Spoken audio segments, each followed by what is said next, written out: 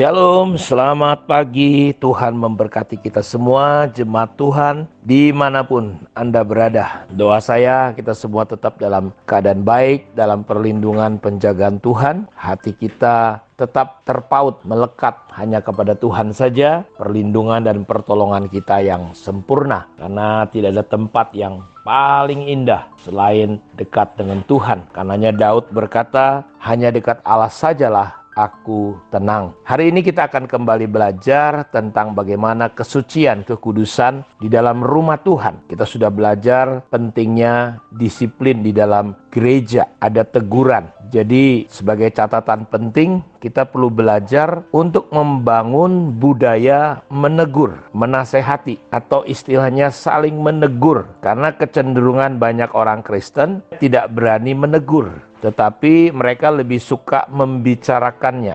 menggosipkannya, menceritakannya daripada bertemu dengan orang itu yang dianggapnya salah. Ini yang harus kita hindari dalam hidup kita ketika kita berjemaat di sebuah gereja lokal. Kita tidak berhak menghakimi siapapun, kita tidak berhak marah kepada siapapun, karena kita adalah umat ciptaan Tuhan. Sesama anak-anak Tuhan, kita perlu membangun budaya disiplin gereja dengan cara kita saling menegur. Jadi kebanyakan orang dia sungkan, atau sebaliknya dia tidak mau menerima teguran. Karena itu kita ingin belajar hari ini tentang langkah-langkah disiplin itu kayak apa. Di dalam Matius pasal 18 ayat 15 sampai 17, apabila saudaramu berbuat dosa, lihat, apabila saudaramu berbuat dosa, tegurlah dia di bawah 4 mata. Jadi dalam kita hidup berjemaat ini, langkah yang pertama, kita perlu menegurnya 4 mata. Kalau dalam kitab Galatia kita sudah belajar, kita yang lebih rohani, kalau ada kedapatan saudara-saudara kita pelanggarannya, kita yang rohani perlu menegur dia dengan kasih dan penerimaan, dengan tetap berjaga-jaga supaya kita jangan juga jatuh ke dalam pencobaan. Karena itu tidak salah ketika Daud berdosa, berbuat zina dengan Batseba,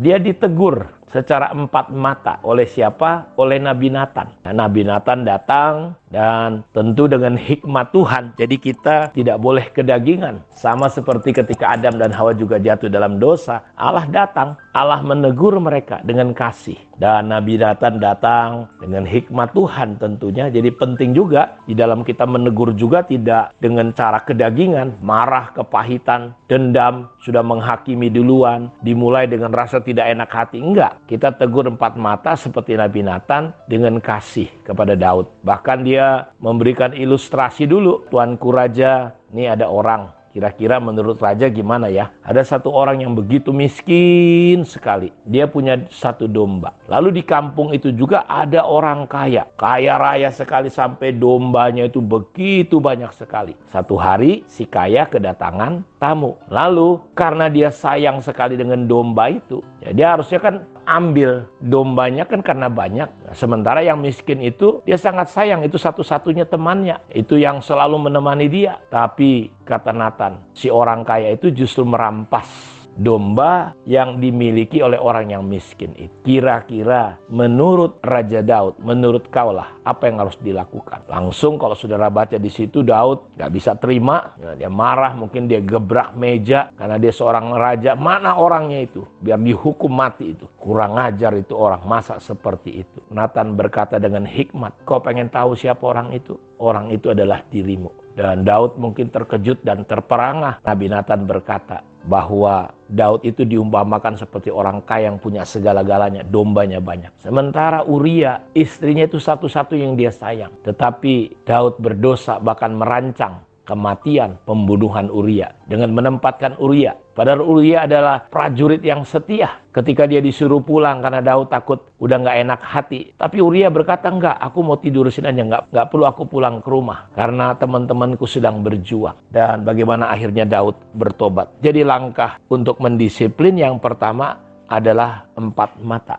Jika ia mendengarkan nasihatmu, kata Matius, engkau telah mendapatkannya kembali. Jika ia tidak mau mendengarkan engkau, bawalah seorang atau 2 orang lagi supaya atas keterangan 2-3 orang saksi perkara itu tidak disangsikan. Makanya kalau kita lihat di pengadilan, hakim akan mengadakan meminta saksi-saksi, benar atau enggak perkara ini. Jadi kalau dia langkah pertama nggak mau bertobat, kita disuruh memanggil 2-3 saksi bahwa kamu ini salah. Nih lihatnya ada buktinya, ada orang-orang. Tapi tetap dengan kasih ya saudara, karena dasar daripada pendisiplinan, teguran adalah selalu harus kasih. Kalau di langkah pertama dia bertobat seperti Daud, puji Tuhan. Kalau di langkah pertama dia nggak bertobat, lanjutkan ke langkah kedua. Tapi tetap dasarnya kasih. Disuruh bawa 2-3 saksi. Baru itu sah. Makanya Paulus juga nasihatin dalam surat penggebalannya kepada Timotius. Harus ada saksi. 2-3 saksi baru sah sebuah perkara. Kalau di tingkat langkah kedua nggak bertobat juga, maka kita perlu masuk kepada langkah ketiga. Yaitu dihadapkan pada sidang jemaat. Ayat ini berkata, jika ia tidak mau mendengarkan mereka, sampaikanlah soalnya kepada jemaat. Jadi ada banyak saksi lagi yang nggak bisa mengelak dia. Nggak mau bertobat juga, saudara-saudaraku. Baru langkah yang keempat, diumumkan. Dianggap seperti orang yang tidak mengenal Allah. Dan harapan kita berharap dia bisa bertobat kembali. Karena itu saya mau ajak kita semua, ayo kita mulai praktekkan. Gaya hidup saling menegur, bukan saling menjelekkan, bukan saling membenci, bukan saling menggosipi, bukan saling mengomong-omongin. Tetapi ketemu 4 mata, beresin. Sehingga kita tidak perlu melihat ada perpecahan, kita tidak perlu melihat ada pertengkaran, kita tidak perlu melihat ada hal-hal yang tidak baik, yaitu kedagingankah, dan justru itu tidak menyehatkan kehidupan gereja atau jemaat. Karena itu langkah-langkah ini penting ketika kita ingin mempraktekkan disiplin dalam Tuhan, yaitu tegur 4 mata, bawa 2-3 saksi, gak bertobat juga hadapkan pada jemaat, gak mau juga bertobat, ya sudah, dibiarin. Anggap dia seperti orang yang tidak kenal Allah. Jadi kalau sudah gak bisa lagi diarahkan, dibimbing, ditegur, dinasihatin, ya sudah, kita doakan saja. Tapi tetap kalau dia kembali, harus diterima. Kiranya Tuhan Yesus memberkati kita semua. Mari kita berdoa. Terima kasih Tuhan untuk firman yang sudah kami dengar. Biarlah kami mulai belajar membangun budaya saling menegur, saling mengaku, saling menguatkan, saling menghibur, bukan saling menghasut, saling menjelekkan, saling menghakimi, mendiamkan dosa. Biarlah kami boleh belajar hidup dalam prinsip-prinsip-Mu. Diberkatilah semua anak-anak-Mu pada saat ini juga.